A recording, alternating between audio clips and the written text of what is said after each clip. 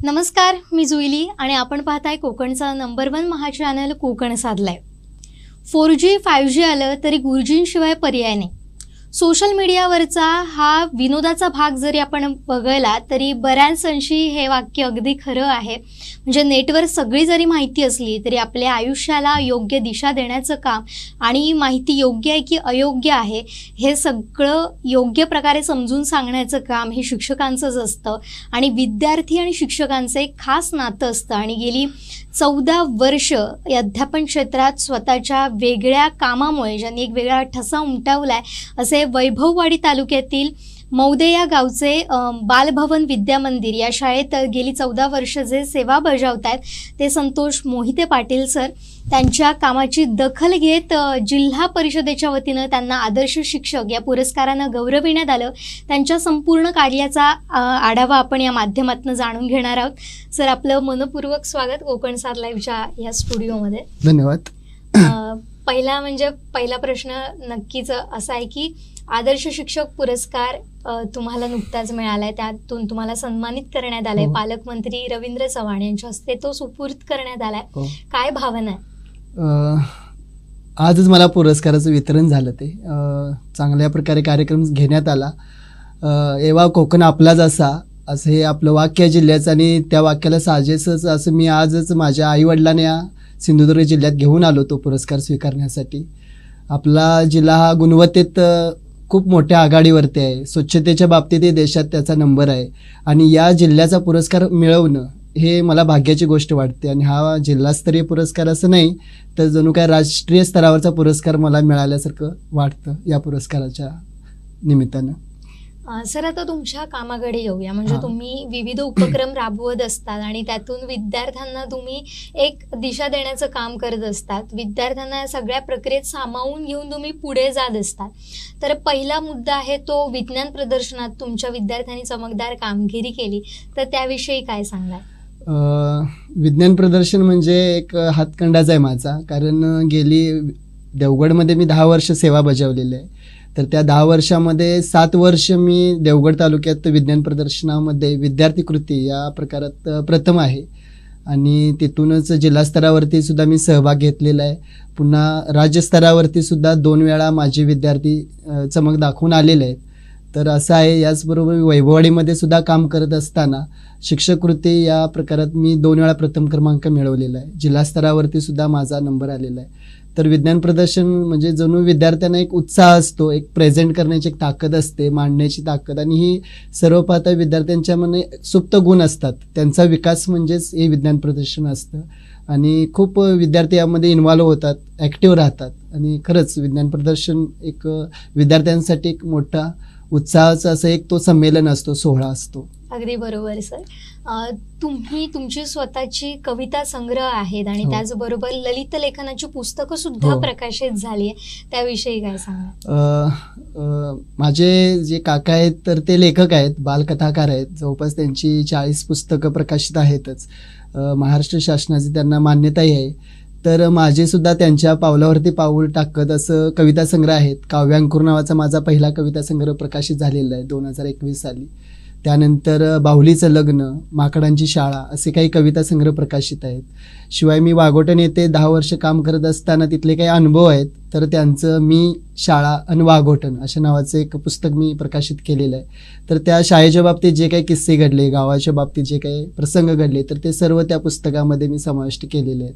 याशिवाय मी बऱ्याच विद्यार्थ्यांना निबंध भाषण अशी देत असतो आणि त्यांना पुरस्कारही प्राप्त आहेत त्या निबंध भाषणांना. तर त्यांचं एक पुस्तक करावं असं मला वाटलं आणि शालेय भाषणे असे नावाचं एक पुस्तक मीही केलेलं आहे. शिवाय मी परिपाठ घेत असताना पाहतो की मुलांना कोड्यांच्या बाबतीत एक विशेष रस असतो. आणि हे कोडे आता मी ज्या ठिकाणी आता कार्य करत आहे तर त्या ठिकाणी नेटवर्क अजिबात नाही, साधा अँड्रॉइड फोन चालतच नाही. आणि अशा ठिकाणी विद्यार्थ्यांना असं जे साहित्य बाहेरच्या जगात आहे सहज मुलांना मिळतं, पण माझ्या मुलांना ते मिळत नाही. तर त्यांच्या संदर्भात मी एक मराठी कोडी नावाचं एक पुस्तक काढलेलं आहे. ते खूप म्हणजे मनोरंजक आहे. विद्यार्थी खूप आवडीनं वाचतात आणि त्यामध्ये रस घेतात अशी पुस्तकांचं. आणि पुढं मानसी आहे अनेक पुस्तकं. सह्याद्रीतील वनौषधी हे पुस्तक माझं आता चालू आहे लिखाणाच्या बाबतीत. शिवाय गॅदरिंगची धमाल कोडी, गॅदरिंगबाबत धमाल कॉमेडी असं एक पुस्तक लिखाण चालू आहे सध्या. तर ही 2 पुस्तकांचं लिखाण सध्या सुरू आहे. ज्या पद्धतीने तुम्ही नावं सांगितली ती नावं ऐकून आम्हाला ही उत्सुकता लागून राहिली की त्या पुस्तकात आम्हाला काय वाचायला मिळेल. पण मगाशी एक मुद्दा राहिला होता, तो म्हणजे तुम्ही सुद्धा तुमची राज्यस्तरावर निवड झाली होती कृती संशोधन या माध्यमातून. तर कृती संशोधन हे नेमकं काय आहे आणि तुमची ही निवड कशा पद्धतीनं झाली? 2015 साली मला नवोपक्रम, जिल्हास्तरीय नवोपक्रम स्पर्धेमध्ये माझा जिल्हास्तरावरती प्रथम क्रमांक मिळवलेला होता. आता नवोपक्रम म्हणजे एक नवीन असा नाविन्यपूर्ण उपक्रम असतो आणि तो शाळेमध्ये राबवायचा असतो. त्याचं झालं असं की त्यावेळी माझ्याकडे 7वीचा वर्ग होता. वर्गामध्ये 31 मुलं होती शाळा वाघोटणमध्ये, आणि आम्ही एक राख्या बनवायचा असं कार्यामो अंतर्गत उपक्रम घ्यायचं ठरवलेलं होतं. मग प्रत्येकी 10 रुपये असं आम्ही 310 रुपये जमा केले आणि मी कोल्हापूरला येत जात असल्यामुळे त्याची आम्ही राख्या बनवण्यासाठी जे काही कच्चं मटेरियल लागतं तर ते घेऊन आलो आणि त्याच्यापासून अतिशय सुंदर अशा राख्या 1-2 दिवसातच, विद्यार्थ्यांना वेळेचं अजिबात भान नव्हती, रात्री 7 वाजेपर्यंत सर्व विद्यार्थी थांबून त्यांनी ते 2च दिवसात भरपूर अशा राख्या बनवलेल्या होत्या. मग आता एवढ्या सुंदर राख्या बनवल्याचं करायचं काय? मग पुन्हा प्रश्न झाला. मग आम्हीच ठरवलं की त्या विकूया, आणि वाघोटण गाव मोठं आहे तर त्यामध्ये आम्ही ते विकायचं ठरवलं. आणि बघता बघता 2 दिवसात त्या सगळ्या संपूनही गेल्या. जवळपास 600 रुपये आम्हाला त्यावेळी मिळाले. आता माझा मानस होता विद्यार्थ्यांना ते वाटायचं समप्रमाणात 20-20 रुपये प्रमाण, पण विद्यार्थीच म्हणजे नाही सर, आपण आणि काहीतरी नवीन उपक्रम करूया. मग त्यावेळी मला सुचलं की आपण शालेय वस्तू भांडार उपलब्ध म्हणजे करू शकतो. याच पैशातून मी आता कोल्हापूरला येत जात असल्यामुळं सहज शैक्षणिक साहित्य मी आणू शकतो. आणि वाघोटणसारख्या ठिकाणी ते खूप महागड्या किमतीत विकलं जायचं. आम्ही विद्यार्थ्यांना प्रकल्प सांगायचो, वेगवेगळे ॲक्टिव्हिटी सांगायचो, पण ते पालकांना घेण्यात पैसे नसायचे, त्यामुळे मला ते जाणवायचं सतत. तर त्याचा उद्देश हाच होता की पालकांना कमी किमतीमध्ये चांगलं साहित्य मिळावं.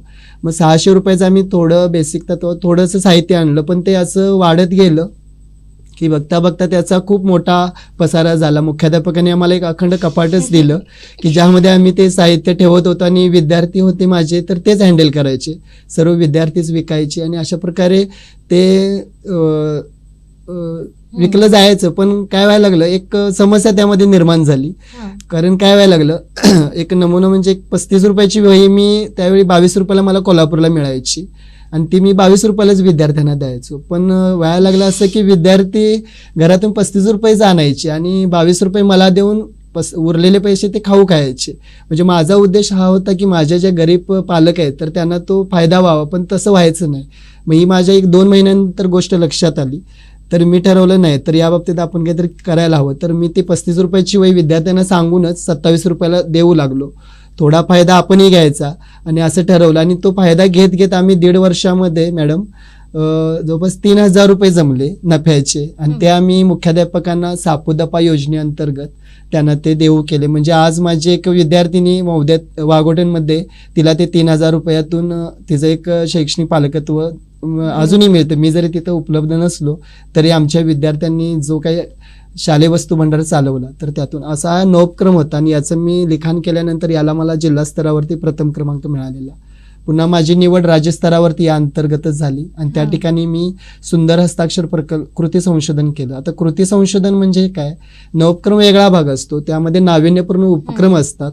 पण कृती संशोधन म्हणजे एक समस्या निवडायची असते आणि त्या समस्येला निराकरण करायचं असतं. त्यासाठी वेगवेगळ्या उपाययोजना आपण अवलंबायच्या असतात. विद्यार्थी गट निवडायचा असतो, त्यांच्यावरती तो प्रयोग करायचा असतो. त्यातून काय साध्य झालं, कितपत उद्दिष्ट साध्य झाले हे सर्व मांडायचं असतं. तर अशा प्रकारे 11 दिवस राज्यस्तरावरती ह्या अंतर्गत मी होतो आणि त्यातूनच विद्यार्थ्यांचं सुंदर हस्ताक्षर असा हा कृती संशोधन विषय होता.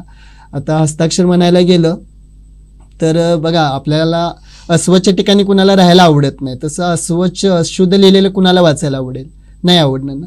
तर हे विद्यार्थ्यांनी जेव्हा पटलं तर तेव्हा त्यांनी या बाबतीत रस घेतला. आता माझं सुद्धा या सावंतवाडीचे विकास गोवेकर साहेब आहेत, तर त्यांनी राज्यस्तरीय सुंदर हस्ताक्षर स्पर्धा ते घेत होते. मी त्यामध्ये भाग घेत होतो, दोन वेळा मी भाग घेतलेला होता. आणि त्यामुळंच विद्यार्थ्यांनाही वाटलं की आपणही हस्ताक्षर सुंदर करावं आणि त्यांचं झालेलं आहे. बऱ्याच विद्यार्थ्यांचं माझं उद्दिष्ट साध्य झालेली होती. अशा अंतर्गत मी राज्यस्तरावरती कृती संशोधन सादर केलेलं. पण आता एक कृती संशोधन तुम्ही सादर केल्यानंतर तुम्हाला काय असे कमेंट आलेत किंवा काय तुम्हाला लोकांकडून त्याची प्रतिक्रिया होत्या? नाही, विद्यार्थी आता जवळपास मी 15 मुलांवरती अभ्यासगट निवडलेला होता आणि जवळपास सर्वच विद्यार्थ्यांची हस्ताक्षर सुधारणा झालेली होती. जवळपास मी 4 महिने हा उपक्रम त्या 15 विद्यार्थ्यांवरती राबवत होतो आणि त्यातून त्यांचं हस्ताक्षर जे 4 महिन्यापूर्वी, आता हस्ताक्षर काय 1-2 दिवसात सुधारण्याची गोष्ट नाही. त्यामध्ये भरपूर मी वेगवेगळ्या संदर्भ ग्रंथांचाही वापर केलेला होता. वेगवेगळ्या ग्रंथांचा वापर करून त्यामध्ये वेगळे आयडिया होत्या. युट्यूबचा वापर केलेला होता आणि त्यातून ज्या काही आयडिया होत्या त्या मी विद्यार्थ्यांपर्यंत पोहोचवलेल्या होत्या, जेणेकरून हाच उद्देश होता की त्यांचं हस्ताक्षर सुधारावं. धूळपाटी नावाचा सोपा प्रयोग होता. एक काचेवरती धूळ म्हणजे वाळू टाकायची, वाळू सहज मिळते आपल्याला, काचेवरती वाळू टाकायची आणि त्याच्यावरती आपण किती रेषा आखल्या, रांगोळी काढली तरी ते म्हणजे एक वळण प्राप्त होतो बोटांना. अशा प्रकारे अनेक नाविन्यपूर्ण उपक्रम मी त्यामध्ये सुद्धा राबवलेले होते, जेणेकरून विद्यार्थ्यांचं हस्ताक्षर सुधारावं आणि बऱ्याच विद्यार्थ्यांचं हस्ताक्षर चांगले झालेले. आज त्यातीलच एक विद्यार्थिनी आज डॉक्टर बनलेलं आहे आणि BAMS शिक्षण घेत आहे सध्या गोव्यामध्ये. खूप छान सर उपक्रम आहे हा. पण ग्रामीण भागात जेव्हा तुम्ही शिकवता किंवा ग्रामीण भागात तुम्ही काम करता, कारण देवगड किंवा आताचा तुमचा वैभववाडी अगदी जिल्ह्यातला शेवटचाच तालुका आहे खरं तर हा, मग काय समस्या असतात अशा वेळी तुमच्या समोर? आता वाघोटण म्हणजे देवगड तालुका आणि वैभववाडी तालुका यामध्येच खूप फरक आहे. कारण देवगडमध्ये इंटरनेट सुविधा, वाहतुकीची सुविधा सहज उपलब्ध व्हायच्या, पण तशा प्रमाणात वैभववाडीमध्ये नाही. आणि त्यातल्या त्यात माझं जे गाव आहे ते अतिदुर्गम आहे. मी जेव्हा देवगडची माझी 250 फटाची शाळा होती आणि ती सोडून जेव्हा मी मौद्यामध्ये आलो तर ती 50 फटाची 7वी पर्यंतची शाळा होती. पण देवगडला असताना 8 शिक्षक होतो आम्ही आणि मौद्यामध्ये आल्यानंतर 2 शिक्षकच होतो. आणि असं असताना पूर्ण म्हणजे मुख्याध्यापक पदभार माझ्याकडे आलेला होता. सोबत एक महिला शिक्षिकाही होत्या माझ्या ताई. आणि असं करत असताना भरपूर असं व्याप होते आणि त्यातून सुद्धा विद्यार्थ्यांचं गुणवत्ता कशी वाढेल याकडेच मी लक्ष दिलेलं होतं. फरक म्हणायला गेलो तर आपण इंटरनेट सुविधा नाही, डोंगराळ भाग असल्यामुळे आपला पूर्ण सिंधुदुर्ग जिल्ह्याचा डोंगराळ आहे आणि इंटरनेट सुविधा, मोबाईल सुविधा नाही आहेत. पण आजचं जग हे मोबाईलशिवाय चालत नाही म्हणतात. तसं शैक्षणिक बाबतीत सुद्धा या मोबाईलचा खूप चांगला वापर होतो आजकाल. पण माझे विद्यार्थी त्यापासून खूप अलिप्त आहेत, खूप लांब आहेत. तर आम्हा शिक्षकांनाच त्यासाठी प्रयत्न करावे लागतात. कुठंतरी आम्हाला रेंजमध्ये जावं लागतं. यूट्यूबवरती ज्या काही चांगले शैक्षणिक व्हिडिओ असतात त्या डाउनलोड करावे लागतात, विद्यार्थ्यांसमोर त्या मांडाव्या लागतात, दाखवाव्या लागतात. तर अशा प्रकारे अनेक चढाओढी करत आम्ही ही गुणवत्ता विद्यार्थ्यांची कशी वाढेल याकडे आम्ही लक्ष देत असतो. सर, आता तुम्ही मोबाईलचा उल्लेख केलातच आहेत म्हणून मी एक म्हणजे थोडासा वेगळा प्रश्न विचारेन, तो म्हणजे कोरोना काळातला. कोरोना काळात आपण 2 वर्ष आपण या सगळ्या महामारीत आपण जगत आलोय आणि त्यावेळी शैक्षणिक क्षेत्रात बरेच बदल झाले. त्यातला मोठा बदल होता तो ऑनलाईन शिक्षणाचा हा पर्याय सुरू झालेला होता. तर तुम्ही म्हणताय की तुमच्या गावात या सगळ्या सुविधा नाही आहेत, रेंज नाही आहेत, तुम्हाला जर काम करायचं झालं तर तुम्हाला तुमच्या गावी जावं लागतं. तर मग तो काळ तुमच्यासाठी कसा आव्हानात्मक होता, ते तुम्ही कसं त्यावेळी काम केलंय? आता माझं जे गाव आहे मौदे गाव सध्याचं, त्या ठिकाणी आखवणे आणि भोम अशी 2 गावं होती. मात्र अरुणा प्रकल्प जो सध्या झालेला आहे त्या अंतर्गत ती 2 गावं विस्थापित झालेली आहेत. पण बहुतांश लोकांनी तिथंच घरं बांधलेले आहेत. त्यामुळे माझ्या शाळेची पटसंख्या खूप वाढलेली आहे आणि पूर्ण गाव विस्कळीत झालेलं आहे. भोम, आखवणे, गुरवाडी आणि मौदे असे 3 गावची विद्यार्थी माझ्या शाळेमध्ये येतात. आणि हा कोरोना काळ माझ्यासाठी एक सर्कस म्हणावी अशीच लागेल. कारण आम्ही 2 शिक्षक होतो आणि क्वारंटाईन सेंटरही आम्हाला चालवावं लागायचं. ते करत असताना सुद्धा आम्हाला वेगवेगळ्या वाडींवरती जाऊन, आता नेटवर्क नसल्यामुळं आम्हाला प्रत्यक्ष विद्यार्थ्यांना मोबाईलवरती ऑनलाईन असं काहीच आम्हाला देता येत नव्हतं. मात्र आम्ही त्याच्यावरती अनेक उपाय शोधलेले होते. स्वाध्याय पुस्तिका आम्ही अवलंबल्या होत्या. विद्यार्थ्यांच्या घरी मी तरी प्रत्येक वाडीमध्ये असे गट केलेले होते, ज्या ठिकाणी मी असं 2-2 तास वेळ दिलेला होता. सकाळी 2 तास तिथं, दुपारी 2 तास दुसऱ्या वाडीमध्ये, संध्याकाळी 2 तास.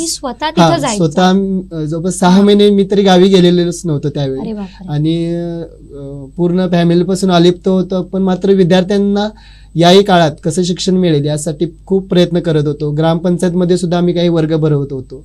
माझ्या रूममध्ये सुद्धा खूप मुलं जवळपासची यायची आणि त्यांना सुद्धा त्या ठिकाणी शिक्षण दिलं जायचं. अशा प्रकारे म्हणजे स्वाध्याय पुस्तिका एक माध्यम होतं. याचबरोबर काही चित्रकला, रांगोळी स्पर्धा अशा अनेक स्पर्धासुद्धा आम्ही त्या ठिकाणी अरेंज केलेल्या होत्या. आणि फक्त गुणवत्ता कशी वाढेल हा एक मुद्दा होता आणि तो धरून आम्ही त्याही काळात आम्ही खूप प्रगती केली. मी जसं म्हटलं ना सुरुवातीलाच की नेट आलं, त्यावर सगळी माहिती जरी असली तरी शिक्षकांशिवाय पर्याय नाही, हे याच उदाहरणावरून स्पष्ट झालेलं आहे. सर, मी आता पुन्हा तुमच्या एका खास गुणाकडे येईन, तो म्हणजे तुम्हाला खेळाची सुद्धा आवड आहे. त्यात सुद्धा तुमचा नंबर आला होता, तर ती आठवण काय आहे? आता शिक्षकी पेशा स्वीकारण्यासाठी म्हणजे मला माझ्या बहिणीनं खूप प्रोत्साहन केलं तसं बघा. कारण एक ऑलराऊंडर मी सुरुवातीपासूनच होतो. बालपणी मला खेळाची खूप आवड होती. वेगवेगळ्या खेळात मी स्वतःहून भाग घ्यायचो. D.Edला असताना सुद्धा मी जिल्हा स्तरावरती आम्ही खो खोमध्ये आणि रिलेमध्ये मी नंबर घेतलेले आहेत स्वतः. आता सुद्धा कर्मचारी स्पर्धा असतात त्याच ठिकाणी सुद्धा आम्ही याच वर्षी हॅट्रिक केलेली आहे खो खोची. शिवाय 6 वर्ष झालं आम्ही खो खोमध्ये विनर आहोत. रिलेमध्ये माझा सहभाग असतो. तर ही जी आवड आहे, मला आवड असल्यामुळे माझे तेच गुण विद्यार्थ्यांच्यात कसे वृद्धिंगत होतील यासाठी मी प्रयत्न करत असतो. कारण मातीचा जो गोळा असतो तो ओला असेपर्यंतच आपण त्याला आकार देऊ शकतो. जेव्हा तो गोळा सुकेल तेव्हा त्याला आकार देता येत नाही. त्यामुळे हे विद्यार्थी माझ्या जेव्हा सोबत असतात, आता पूर्ण पालक आमचे खूप दुर्गम भाग असल्यामुळं मजूर वर्ग खूप आहे आणि सर्वस्वी ते आमच्या स्वाधीन करतात आणि पूर्णपणे आता आम्ही जे एक वाक्य सांगेल तेवढेच त्यांच्या कानी पडतं आणि घरी इतर काही चर्चा होत नाही अभ्यासाच्या बाबतीत. त्यामुळे आमचं वाक्य आम्ही इतक्या तन्मयतेने आम्ही बोलत असतो जेणेकरून विद्यार्थ्यांच्या मध्ये काहीतरी बदल घडावा आणि यासाठी आम्ही खूप प्रयत्न करत असतो. तर हे गुण, माझे गुण कसे विद्यार्थ्यांच्या अंगी येतील यासाठी मी खूप प्रयत्न करत असतो आणि त्याचमुळे याच वर्षी आमचे 16 विद्यार्थी समूह नृत्य स्पर्धेमध्ये जिल्हा स्तरावरती याही वर्षी आमचा सहभाग होता. गेल्या वर्षी जिल्हा स्तरावरती उपविजेता खो खो, कबड्डीमध्ये आमचे विद्यार्थी आलेले आहेत. तर दरवर्षी 10 पेक्षा अधिक विद्यार्थी माझ्या शाळेचे जिल्हा स्तरावरती येतात क्रीडा स्पर्धेमध्ये. शिवाय सांस्कृतिक कार्यक्रमाची सुद्धा मला आवड आहे. कारण जिल्हा स्तरावरती, राज्यस्तरावरती समूह नृत्य स्पर्धेमध्ये माझ्या विद्यार्थ्यांनी, आता हे शाळा सोडून म्हणजे काही वाघोटणला असताना तरी मी रात्री 1-1, 2-2 वाजेपर्यंत हे विद्यार्थी माझ्यासोबत असायचे, पालकही असायचे आणि त्यातून आम्ही जिल्हास्तरीय, राज्यस्तरीय ज्या डान्स समूह नृत्य स्पर्धा असतात. आता हा आपला सिंधुदुर्ग जिल्हा आहे तो कला कौशल्यांनी खूप निपुण आहे आणि या गुणांचंच विद्यार्थ्यांमध्ये कसं वाढ होईल यासाठी मी पाहत असतो. तर याही स्पर्धेमध्ये आम्ही भाग घेतो. वैभवडी महोत्सव असेल तर त्या ठिकाणी मी 2 वर्ष सतत भाग घेतो. जवळपास 40 किलोमीटर गाव आहे माझं वैभवडीतून, पण रात्री 2 वाजेपर्यंत विद्यार्थ्यांना घेऊन येणं आणि त्यांना पुन्हा या विखुरलेल्या घरांमध्ये, विखुरलेल्या वाडींमध्ये पोहोचवणं ही एक कसरत असते, पण ते मी करतो आणि त्यातूनच विद्यार्थी या क्रीडा स्पर्धेमध्ये आणि या सांस्कृतिक स्पर्धेमध्ये विजेते होतात आणि त्यांचा आनंद असतो तो मला चेहऱ्यावरती दिसून येतो. किती थकलो असलो तरी त्यांचं जे एक भाग घेण्याची उर्मी असते ती कशी वाढेल यासाठी मी प्रयत्न करत असतो.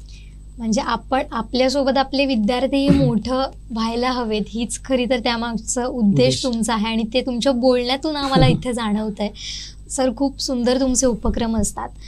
पण तुम्ही म्हणालात की तुम्ही कोल्हापूरचं, म्हणजे कोल्हापुरात तुमचं गाव आहे, तर तुम्ही कोल्हापुरातून सिंधुदुर्गात आला. तर कसं हे सगळं घडलं आणि इथे आल्यानंतर इथली भौगोलिक परिस्थिती त्याच्याशी जुळवून घेणं आणि विशेष म्हणजे आमच्या इथलं जेवण, म्हणजे सिंधुदुर्गात प्रत्येक गोष्टीत खोबरं घातलं जातं आणि जेवण बनवलं जातं आणि कोल्हापुरात त्याच्या एकदम विरुद्ध जेवण असतं. कसं जुळवून घेतलं हे सगळं? 2009 मार्च 2009ला माझी निवड झाली शिक्षक म्हणून. त्या अगोदर मी घरातूनच संपूर्ण शिक्षण, माझे D.Ed असो किंवा तिथपर्यंत सर्व शिक्षण मी घरातूनच पूर्ण केलेले आहेत. म्हणजे जोपर्यंत नोकरीला लागलो त्याच्या अगोदर मी घरातूनच ये जा करत होतो, अपडाऊन. त्यामुळे नोकरीला येणं हेच माझं घर सोडणं पहिली गोष्ट होती आणि ते सोडून, घर सोडून जसं मुलगी एखादी संसार करायला जाते तशा प्रकारे मला त्या दिवशी फिलिंग्स होत होत्या. पण कोकण मला लहानपणापासून खूप आवडायचं आणि या कोकणात फिरताना मला आवडायचं. बालपणी मी माझ्या काकांसोबत यायचो तर ते मला खूप आवडायचं आणि याच कोकणामध्ये मला नोकरी करायला मिळते ही माझी भाग्याची गोष्ट मला वाटते. 2009 साली मी जेव्हा आलो, पहिली शाळा माझी वाघोटण होती. खूप दूरवरून मी आणि माझे भाऊजी आम्ही सोबत मोटरसायकलवरून आलेलो होतो आणि वाघोटण कुठं आहे हे माहीत नव्हतं. त्यावेळी अँड्रॉइड फोनही नव्हते. आम्ही शोधत विचारत वाईवरून पंढरी म्हणतात तसं तळे बाजार, जामसंडे असं करत पडेल कॅन्टीनवरून वाघोटण गाठलेलं होतं. म्हणजे उलटा प्रवास केलेला होता आणि वाघोटनमध्ये प्रवेश केलेला होता. वाघोटन पाहताना वरून म्हणजे वाघोटन सुरू झालं जेव्हा समजलं तेव्हा मी सैरबैर झालेलो होतो, घरं शोधत होतो. पण तुटलेली माळ असते आणि मनी कशी विखुरतात तशी ती घरं विखुरलेली होती आणि त्यामुळं गावचा काही अंदाज मला त्यावेळी येत नव्हता. आणि असं करत करत मी शाळेमध्ये पोहोचलेलो होतो. शाळा खूप मोठी होती. आता मॅडम म्हणल्या जेवणाच्या बाबतीत, तर शाळेमध्ये सुरुवातीला त्यावेळी कुळीत पिठाचं जेवण असायचं पोषण आहारमध्ये. आणि ते कुळीत पीठ मला वास वेगळाच उग्र असा यायचा, कारण आमच्या कोल्हापूरला असं कुळीत पिठाचं जेवण आम्ही कधी खाल्लेलं नव्हतं. पण सुरुवातीचे जे कुळीत पिठाचं भात आणि जेवण ते मला नकोसच वाटायचं. सुरुवातीचे 1-2 आठवडे मी काय ज्यावेळी कुळीत पिठाचं पिठलं असायचं तर त्यावेळी भात मी खाणं टाळूनच द्यायचो. पण नंतर सवय झाली आणि कुळीत पीठ आणि भात खाणं मजा वाटू लागली आणि हळूहळू याही परिस्थितीत जुळून घेतलं. पण कोकण मला खूप आवडतं. इथली माणसं खूप प्रेमळ आहेत, बोलके आहेत आणि एक भरभरून देतात. ते जसं काही असो, त्यांची परिस्थिती कशी असतो, मात्र त्यांच्याकडे देण्याचा हा गुण खूप चांगला आहे त्यांच्याजवळ. मग ते आपल्या अर्धी भाकरी का असे ना त्यातली थोडी आपल्याला देतील, पण देतील. हा गुण मला आवडतो या लोकांचा. आणि पालकी खूप मला आजपर्यंत ज्या शाळा भेटल्या, वाघोटनमध्ये मी काम केलेलं आहे, तिर्लोट आंबेरीलाही केलेलं आहे आणि आता सध्याचं मौदे शाळा आहे. तर या तिन्ही ठिकाणचे पालक खूप प्रेमळ आहेत, खूप देणारे आहेत आणि शाळेच्या बाबतीत माझ्या बाबतीत ते खूप खूप असं भरभरून देतात. आणि या प्रेमापोटीच मी असं हे काम करत चाललेलं आहे. आमच्या कोकणची टॅगलाईन जशी आहे, येवा कोकण आपला जसा, येणाऱ्याला प्रत्येकाला आम्ही आपलंसं करून घेतो आणि समोरचा माणूसही त्यात जुळून घेतो आपल्याला. पण सर, जेव्हा घरचे तुमच्यापासून आता लांब आहे, मग आठवण येते, मग तिथं जावंसं वाटतं, त्यांच्याशी आता कशा पद्धतीनं तुम्हाला हे सगळं त्यांना सांगावं लागतं की आता मला सुट्टी नाहीये, असं कधी होतंय का? हो, जवळपास 14 वर्ष मी एकटाच राहतो इथं. कधीतरी फॅमिली म्हणजे माझी मिसेस घेऊन येत होतो, पण 14 वर्ष मी स्वतः जेवण बनवून खाल्लेलं आहे. आणि खाण्यामागत म्हणजे बऱ्याच वेळी मला शेजारीच देत असतात, त्यामुळे जेवण करणं मला काही विशेष असं वाटत नव्हतं. यावर्षी माझी मुलगी इथं पहिलीला दाखल असल्यामुळे मी माझ्या पत्नीला घेऊन आलेलो आहे. पण जेव्हा कधी घरी गेलो तर घरी सुद्धा शाळेचंच काम, त्यामुळं आई वडील सतत, कारण मौदे हे गाव दुर्गम आहे आणि ऑनलाईन काम मला माझ्या मौद्यात राहून करता येत नाही. त्यामुळं कोल्हापूरला गेल्याशिवाय ऑनलाईन काम होत नाहीत. त्यामुळे शनिवार रविवार पुन्हा या ऑनलाईन कामातच मला द्यावा लागतो वेळ. आणि असं करत असताना घरच्यांना या गोष्टी म्हणजे कशा सांगायत, कारण सांगूनही त्या न समजणार आहेत. बऱ्याच वेळी आईची ओरड असते की तू अरे घरच्यांना कधी वेळ देणार. पण मला आणि त्यांनी ओळखलेलं आहे की हा काही आपल्यासाठी नाही आहे, हा शाळाच मोठी मानतो, शाळाच आपलं सर्वस्व मानतो. त्यामुळं आता त्यांनाही ते पटलेलं आहे आणि ते हळूहळू मला बोलणं कमी केलेलं आहे त्यांनी. पण अशा प्रकारे ज्या काही गोष्टी असतात त्या मी शेअर करत असतो घरच्यांशी. बरोबर. सर, तुम्ही एक वेगळा उपक्रम सुरू केलाय, तो म्हणजे मराठी शाळा या नावाने यूट्यूब चॅनल सुरू केलंय. एका ठिकाणी तुमच्याकडे एवढी मोठी आव्हानं आहेत, म्हणजे रेंजच नाही आहेत, त्यामुळे हे युट्यूब चॅनल चालणार कसं? पण ही नेमकी संकल्पना काय आणि कसं सुचलं हे सगळं?